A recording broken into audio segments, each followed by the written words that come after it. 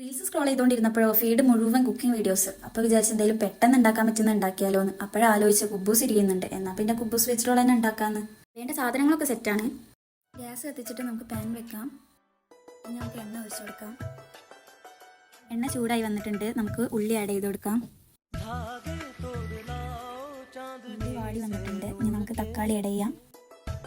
അടുത്തത് capsicum add ചെയ്ത് കൊടുക്കാം. ചില്ലി ഗാർലിക് പേസ്റ്റ് ആഡ് ചെയ്യാം.